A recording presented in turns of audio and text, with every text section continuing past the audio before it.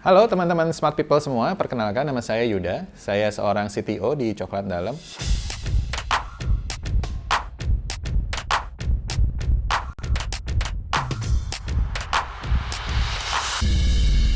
Coklat Dalam adalah sebuah perusahaan yang bergerak di bidang manufaktur coklat di Yogyakarta. Kita akan mulai cerita pagi ini dengan membahas company culture seperti yang kami lakukan juga di Coklat Dalam. Oke, kita akan lihat sebuah contoh perusahaan yang mempunyai company culture yang baik. Misalnya Nike. Kita mengenal Nike dari slogannya Just Do It. Ternyata slogan tersebut bukan tercipta semata-mata untuk branding saja. Itu juga merupakan company culture dari Nike. Tanpa diminta, seluruh karyawan dari Nike benar-benar melakukan semboyan yang ada dalam perusahaan tersebut, misalnya menjadi spons, atau seraplah apapun, atau semboyan lainnya. Misalnya, siapapun Anda adalah seorang atlet yang pejuang.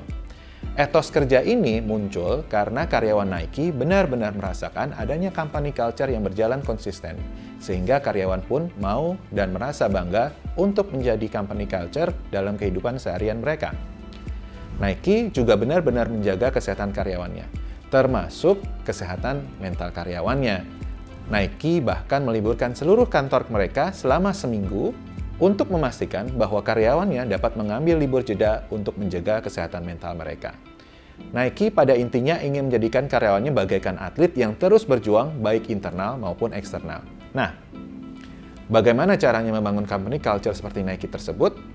Company culture sebetulnya merupakan bagian yang tidak terpisahkan dari bisnis. Ini mempengaruhi hampir setiap aspek perusahaan, dari merekrut talenta terbaik hingga meningkatkan kepuasan karyawan. Kesemuanya akan menjadi kunci bagi tim yang bekerja dengan bahagia. Tanpa company culture yang baik, banyak karyawan yang akan berjuang untuk menemukan nilai-nilai lain dalam pekerjaan yang mereka lakukan sehari-hari.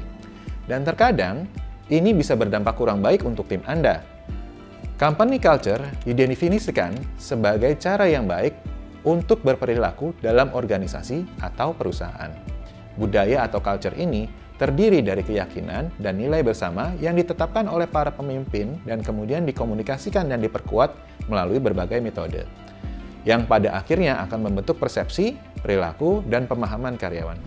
Company culture menetapkan konteks untuk segala sesuatu yang dilakukan perusahaannya. Karena industri dan situasi sangat bervariasi, tidak ada pola membangun company culture yang instan dan dapat berlaku serta dapat memenuhi seluruh kebutuhan sebuah organisasi. Setiap organisasi atau perusahaan harus membuat company culture-nya sendiri pada akhirnya. Company culture yang kuat adalah kesepakatan umum atau konsensus bersama yang dilakukan di dalam perusahaan. Nilai ini tidak terfokus pada individu, tapi pada organisasi dan tujuannya. Para pimpinan di perusahaan yang besar dan sukses melakukan company culture mereka setiap hari. Mereka juga berusaha untuk mengkomunikasikan company culture kepada karyawan maupun calon karyawan baru. Para pemimpin ini juga memberikan panduan dan contoh yang jelas tentang nilai-nilai mereka dan bagaimana nilai-nilai ini menjadi pembeda dalam perusahaan dan menentukan bagaimana perusahaan dapat berjalan. Dan sebaliknya, company culture yang tidak efektif dapat melemahkan organisasi dan kepemimpinannya. Karyawan akan merasa tidak dilibatkan. Perputaran karyawan baru akan menjadi tinggi, hubungan dengan pelanggan akan buruk, dan akhirnya laporan keuangan perusahaan tidak akan sehat. Ini adalah contoh bagaimana company yang buruk membangun company culture yang berdampak negatif bagi perusahaannya. Bagaimanakah company culture lahir, tumbuh, dan berkembang? Pada awalnya, founder atau pimpinan utama akan memiliki dampak signifikan terhadap company culture dari perusahaan. Seiring berjalannya waktu, norma-norma perilaku akan berkembang. Dan yang konsisten dengan nilai-nilai perusahaan akan turut berkembang menjadi company culture. Meskipun demikian, company culture sering muncul secara alami di sebagian besar perusahaan. Company culture yang kuat seringkali dimulai dari blueprint penilaian, yang melibatkan diskusi mendalam dan jujur dari founder dan pimpinan perusahaan. Setelah company culture terbentuk, maka perusahaan akan membentuk tim kecil yang memiliki hubungan langsung dengan founder untuk mengimplementasikan company culture yang diinginkan oleh keseluruhannya. Agar dapat memastikan blueprint tersebut berhasil ditanamkan, maka perusahaan harus terlebih dahulu membuat tim yang benar-benar paham dengan nilai-nilai yang ingin diadopsi dan berkompeten untuk melakukan implementasi nilai-nilai perusahaan tersebut. Untuk membangun company culture yang baik, ada beberapa elemen yang perlu diperhatikan sebagai pondasinya. 1. Sifat dasar manusia. Perhatikan pada tim Anda, apakah tim Anda pada dasarnya orang baik atau buruk? Bisa berubah atau tidak dapat diubah? Proaktif atau reaktif? Asumsi dasar ini akan mengarahkan Anda untuk memunculkan konsep bagaimana mengelola tim Anda, bagaimana batasan interaksi yang pas untuk tim Anda, dan bagaimana pihak ketiga akan bereaksi dengan tim Anda. 2. Hubungan perusahaan Anda dengan lingkungan ekosistemnya. Bagaimana perusahaan Anda mendefinisikan bisnis dan pihak ketiga yang mendukung perusahaan Anda. Ketiga, value atau nilai yang sesuai. Nilai mana saja yang harus didorong, diungkapkan, atau bahkan ada nilai yang harus ditinggalkan. Keempat, efektivitas. Metrik apa yang akan dipakai untuk menunjukkan apakah perusahaan atau komponen individual perusahaan berjalan dengan baik. Sebuah organisasi yang efektif hanya jika company culture-nya didukung oleh strategi bisnis yang tepat dan struktur yang sesuai dengan bisnis dan budaya yang diinginkan. Setelah mendapatkan data dan fondasi perusahaan atau tim yang ingin kita bangun, company culture baru bisa kita mulai. Company culture dapat mewujud dalam banyak cara, termasuk perilaku kepemimpinan, gaya komunikasi, pesan yang tersampaikan secara internal, bahkan perayaan-perayaan yang diselenggarakan oleh perusahaan. Karena culture sendiri terlibat dari banyak elemen, tidak heran jika muncul pula banyak variasi dalam menggambarkan culture tersebut. Beberapa istilah umum yang menggambarkan company culture contohnya, berfokus pada pelanggan, inovatif, menyenangkan, etis, didasari oleh hasil penelitian yang valid, didukung oleh teknologi terbaru, berorientasi pada proses, hierarkis, ramah keluarga, dan berani mengambil risiko. Karena culture sulit untuk didefinisikan secara pasti, secara dalam perjalanan waktu, mungkin ada perusahaan yang akan mengalami kesulitan mempertahankan konsistensi dalam membangun company culture. Ada kalanya, karyawan juga akan merasa kesulitan untuk mengidentifikasi dan menyampaikan keluhan adanya inkonsistensi dalam company culture. Karenanya, sebagai pimpinan, perlu memperhatikan karakteristik budaya yang ingin dibangun sekaligus karakteristik yang sudah ada sebagai fondasi awal. Beberapa karakteristik culture yang bisa dipakai sebagai pembeda bagi perusahaan antara lain. Nilai. Inti dari company culture adalah nilai-nilai yang umumnya dimiliki atau disepakati bersama. Tidak ada yang benar ataupun salah dalam penggunaan nilai yang disepakati, tetapi perusahaan perlu menetapkan nilai mana yang akan menjadi fokus perusahaan. Nilai-nilai umum contohnya berorientasi pada hasil, mengutamakan prestasi dan hasil, orientasi pada manusia, menekankan pada keadilan, toleransi, dan rasa hormat terhadap individu, orientasi pada tim, menekankan dan menghargai kerjasama, perhatian terhadap detail, menilai presisi, mendekati situasi dan masalah secara analitis. Stabilitas, memberikan keamanan dan mengikuti kursus yang dapat diprediksi. Inovasi, mendorong eksperimen dan pengambilan risiko. Agresivitas, merangsang semangat dan persaingan yang ketat. Tingkat hierarki. Tingkat hierarki adalah sejauh mana perusahaan akan menghargai tingkatan dalam jabatan perusahaan. Ada 3 contoh hierarki yang terjadi. 1. Hierarki tinggi. Memiliki struktur organisasi yang terdefinisi dengan baik dan ada harapan bahwa karyawan akan bekerja sesuai dengan koridor jabatan yang sudah ditetapkan. Kedua, hierarki moderat. Memiliki struktur organisasi yang tepat, tapi bisa menerima bahwa karyawan dapat bekerja di luar koridor yang ditetapkan dan cukup fleksibel. Ketiga, hierarki rendah. Memiliki struktur organisasi yang lebih fleksibel dan deskripsi pekerjaan yang bisa didefinisikan secara santai. Bahkan dapat menerima bila ada karyawan yang menentang kesepakatan otoritas.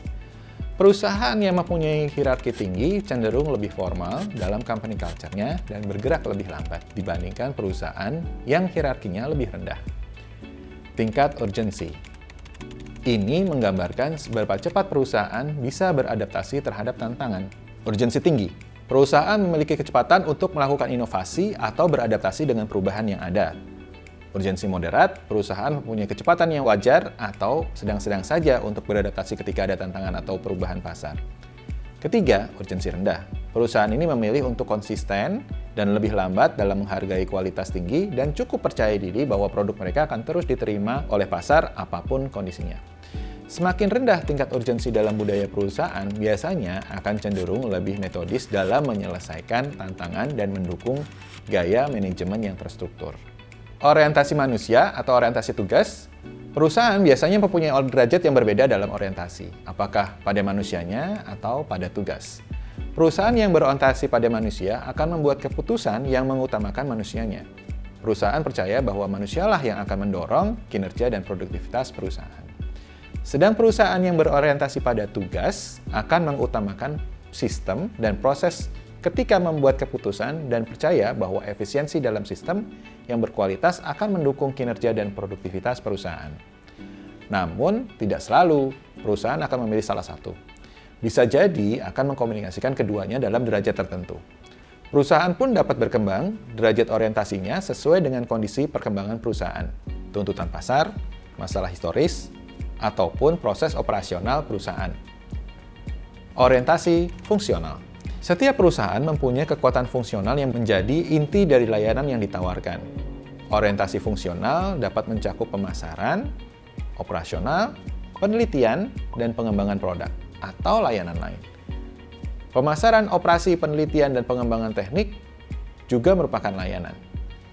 Contohnya, sebuah perusahaan inovatif yang dikenal dengan dukungan penelitian dan pengembangannya mempunyai orientasi fungsional pada R&D.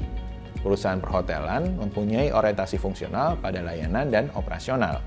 Orientasi fungsional dapat tergantung pada historis perusahaan dan definisi yang perusahaan ingin ambil di pasar.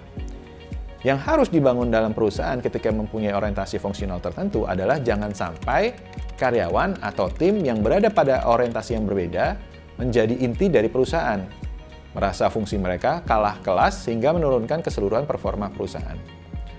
Subculture dari perusahaan. Setiap perusahaan dapat mempunyai gabungan subculture selain subculture yang dominan atau culture yang dominan. Subculture bisa berada di antara karyawan yang mungkin memiliki ritual atau tradisi mereka sendiri, yang meskipun tidak dimiliki oleh seluruh perusahaan, tapi dapat memperdalam dan memperkuat nilai perusahaan. Namun, perlu diwaspadai juga jika ada nilai subkultur yang bertentangan sehingga dapat menyebabkan masalah serius. Contohnya adalah budaya daerah yang sering kali berbeda dengan budaya perusahaan yang ingin dicoba ditanamkan oleh pimpinan perusahaan. Misal, ada sebuah perusahaan yang ingin mempunyai company culture yang agresif dan cepat, namun ternyata budaya sekitar menghendaki perusahaan yang lebih kalem dan tenang. Agar perusahaan ingin mempunyai company culture yang egaliter dan setara untuk semuanya, namun ternyata dalam kondisi tertentu, masyarakat sekitar menghendaki adanya hierarki yang jelas dan mengharapkan seluruh karyawan untuk tunduk patuh pada otoritas pimpinan di atasnya. Untuk membangun company culture yang kuat, entrepreneur bisa menggunakan beberapa langkah sebagai berikut sebagai panduan. 1. Kesehatan karyawan. Penting untuk diterapkan, karena tidak ada perusahaan yang dapat mengharapkan untuk menumbuhkan company culture yang sehat tanpa karyawan yang sehat. Karyawan perlu merasakan kondisi kesehatannya yang terbaik, baik secara fisik, mental, maupun emosional untuk dapat berkontribusi membangun company culture yang positif. Dalam banyak hal, kesehatan karyawan merupakan dasar bagi company culture yang positif. Karenanya, pimpinan perusahaan perlu memastikan bahwa karyawan mempunyai sumber daya, alat, support perawatan kesehatan yang mereka butuhkan dalam menjalani kehidupan yang sehat, baik di dalam maupun di luar kantor. Mulai saat ini, membangun company culture tidak harus membuat perusahaan menghapus yang sudah ada dan memperjuangkan yang baru. Daripada berharap karyawan untuk dapat langsung membuat company culture yang positif, entrepreneur dapat mulai dengan meningkatkan company culture yang baik yang sudah ada sekarang. Mulailah dengan bertanya kepada karyawan, apa yang mereka sukai dan tidak mereka sukai dari company culture yang ada saat ini, dan bagaimana tentang lingkungan kerjanya. Entrepreneur bisa kemudian menggunakan saran ini untuk membangun company culture yang sesuai dengan yang karyawan miliki saat ini. Memberikan makna. Saat ini, makna dan tujuan menjadi hal yang penting di tempat kerja. Mayoritas karyawan perusahaan mendapatkan makna dan tujuan dalam perusahaan mereka dibandingkan beberapa tahun sebelum ini. Tanpa adanya makna dan tujuan perusahaan yang jelas, kepuasan kerja akan mendapatkan tantangan yang besar. Dan perusahaan tidak akan dapat membangun company culture tanpa makna di balik setiap pekerjaan karyawan. Entrepreneur dapat membuat pernyataan secara spesifik untuk misi dan nilai-nilai utama dari perusahaan. Kemudian dikomunikasikan kepada karyawan. Entrepreneur perlu memberikan contoh spesifik kepada karyawan bagaimana peran mereka akan berdampak positif bagi perusahaan dan orang lain atau klien. Buat tujuan. Tidak ada perusahaan yang dapat mempunyai company culture yang baik tanpa tujuan yang jelas. Karenanya, entrepreneur perlu berkumpul dengan tim dalam perusahaannya untuk menciptakan tujuan dan sasaran perusahaan yang dapat dicapai oleh semua orang. Menciptakan tujuan perusahaan akan menyatukan karyawan dan memberikan setiap orang sesuai hal spesifik untuk dikerjakan, selain gaji tentu saja. Kelima, dorongan positif. Untuk membangun company culture yang positif, entrepreneur perlu memulai dengan mendorong kepositifan dalam lingkungan kerja. Sangat penting untuk terus mempromosikan hal positif setiap hari. Entrepreneur harus memimpin dengan memberikan contoh dengan mengucapkan terima kasih, sering tersenyum, dan tetap optimis di situasi sulit. Karyawan akan lebih mungkin merasa terlibat dengan perilaku positif ketika melihat pimpinan perusahaannya melakukannya. Keenam, menjalin hubungan sosial di tempat kerja. Hubungan di tempat kerja merupakan elemen penting untuk membentuk company culture yang positif. Ketika karyawan hampir tidak mengenal rekan kerja dan jarang berinteraksi, tidak mungkin company culture yang kuat akan tumbuh. Entrepreneur perlu menyediakan kesempatan bagi karyawan untuk berinteraksi secara sosial di tempat kerja. Pertimbangkan untuk makan bersama secara berkala, tamasya bersama, atau arisan. Nomor 7, jadilah pendengar. Menjadi pendengar adalah salah satu cara termudah bagi entrepreneur untuk memulai membangun company culture yang positif. Menurut penelitian yang dikumpulkan oleh Culture IQ, 86% karyawan di perusahaan yang mempunyai company culture yang sehat merasa bahwa pimpinannya mendengarkan karyawan dengan baik, dibandingkan 70% karyawan yang berada di perusahaan dengan tanpa company culture yang kuat. Karenanya, dengarkan karyawan, dan pastikan mereka merasa suara mereka didengar dan dihargai. Bila company culture terbangun dengan baik, berikut adalah beberapa keuntungan yang bisa diperoleh oleh perusahaan. 1. Kemudahan mendapatkan karyawan bertalenta. Banyak human resource profesional setuju bahwa culture yang kuat akan menjadi salah satu hal yang menarik tim yang potensial. Company culture yang positif memberikan perusahaan keunggulan kompetitif dibandingkan pesaingnya. Ini karena banyak orang ingin bekerja untuk sebuah perusahaan yang punya reputasi baik dari karyawannya, baik sebelum maupun saat berkarya di dalamnya. Perusahaan dengan company culture yang positif akan menarik tim-tim yang bertalenta untuk menjadikan perusahaan sebagai rumah kedua dan bukan batu loncatan semata. Kedua, loyalitas karyawan. Company culture yang baik dan positif tidak hanya membantu pada proses rekrutmen tim, tapi juga membantu mempertahankan talenta yang baik untuk tetap tinggal. Karyawan lebih mungkin bertahan dengan perusahaan yang memperlakukan tim dengan baik, sehingga dapat menikmati benar apa alasan mereka bangun setiap pagi untuk bekerja. Ketiga, kepuasan kerja. Tidak heran jika kepuasan kerja akan lebih tinggi pada perusahaan dengan company culture yang positif. Entrepreneur akan berinvestasi pada kesejahteraan karyawan, dan imbal baliknya adalah karyawan bahagia dan berdedikasi tinggi. Keempat, kolaborasi. Karyawan lebih mungkin berkumpul dalam sebuah tim yang solid di perusahaan yang mempunyai company culture yang sehat. Company culture yang positif memfasilitasi interaksi sosial, kerja tim, dan komunikasi yang terbuka. Kolaborasi internal dapat menghasilkan hasil kerja atau karya yang luar biasa. Yang berikutnya, prestasi kerja. Company culture yang kuat senantiasa dikaitkan dengan tangan atau produktivitas yang tinggi, karena karyawan cenderung akan lebih termotivasi dan berdedikasi pada perusahaan yang juga berinvestasi pada kesejahteraan dan kebahagiaan karyawan. Berikutnya, moral karyawan.